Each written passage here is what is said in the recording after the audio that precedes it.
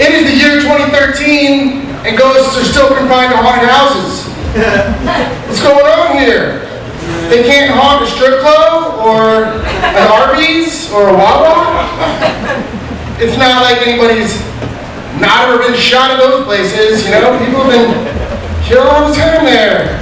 I'm gonna walk into a strip club and be like, ooh, I feel something tingly. That isn't a lap dance. Or you order a classic and it comes floating over to you like, ectoplasm! Or that crackhead maybe sneezed on the display, I don't know. So, I am a nerd.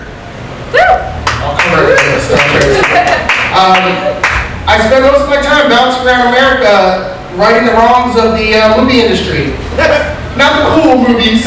I fix movie projectors, so I work in dark movies. So I spend a lot of my time just kind of tinkering with things. They call me out, I fly in, I turn things off and then on again, and they're like, you fixed it! And I'm like, I'm a genius. There's a power switch. They're like, you've done it again, McShain! Another mystery solved by the Get Along Gang. No, it's cool, I'm kind of proud of the Badlands, you know, a loner. Kind of like Lorenzo Lamas in Renegade. Except I don't have cool hair, and I don't have one of those like awesome dusters. And motorcycles are dangerous, so I guess I'm not anything like Lorenzo Lamas in Renegade. I am like Lorenzo Lamas in Grease, however. You guys know Grease. It's the story of a young high school girl who falls in love with a ne'er-do-well. We go together like shine. No? It's one of the greatest musicals ever, people! Huh. Obviously, you guys weren't theater majors in high school like me. So you probably didn't get as much wedgies. But, yeah, what goes up? The awesome thing about my job is that I get to travel a lot. You know, I'm constantly driving around the country, renting cars, getting into fender benders, writing it off because I get the insurance. Always get the insurance. Because then you can, it's like a bumper car out there. Ruining bumpers, left and right.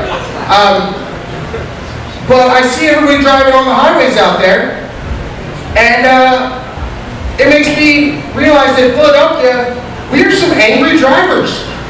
People drive down the highway here and they flip you off for no reason. You know, they just pull up to you and just kind of flip you the bird like, hey, fuck you, boy. Like, I'm driving straight.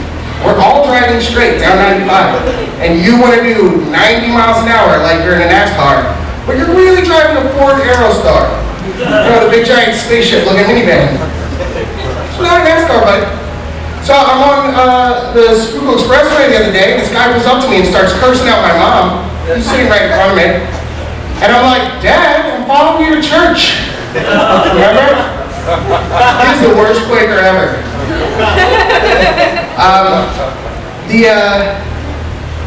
The bad thing about driving around the country and working at these movie theaters, I miss out on all the gossip. You know, I get home and I talk to people and I'm like, they got married? When did that happen? They got divorced? When did that happen?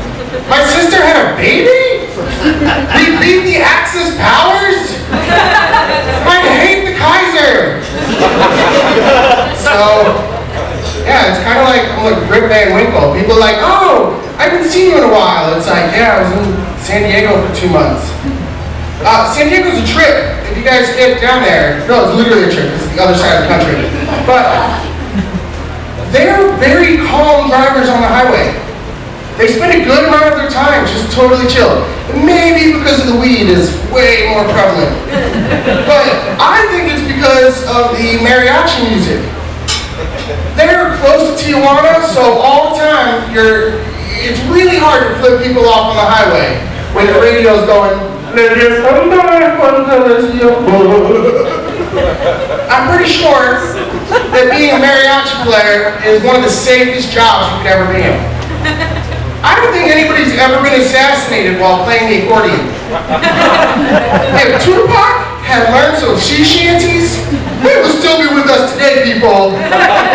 He does. Here's a fast fact for you. I went to jail once. Don't judge me. Spent the whole time crying, peeing in a bucket, just cursing life in general. I just don't think my family's ever going to play Monopoly with me again. Pissed.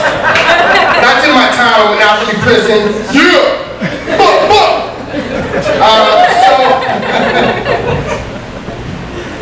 So, I grew up in North Philadelphia. Not the fancy North Philadelphia, like Elkins Park and Cheltenham. No. We were like right off Albany.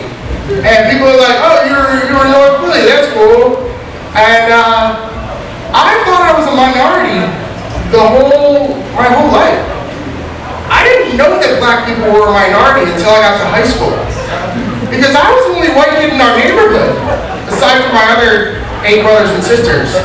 So we were kind of like, I have 8 brothers and sisters. Kind of like a genetic experiment of sorts. We're like the island of Dr. Moreau. If he got really drunk at holiday parties and gave shitty birthday presents. Yeah, they were shitty birthday presents. I'm here today to tell you, I didn't need a Jack Daniel's cookbook when I was 12 years old. Jack Daniel's cookbook when I was 12. Mom turned me into an alcoholic. Still good though, still drinking it. So that's good. No, it was fun growing up. We're super broke. I'm really glad that my parents paid the full price for my circumcision.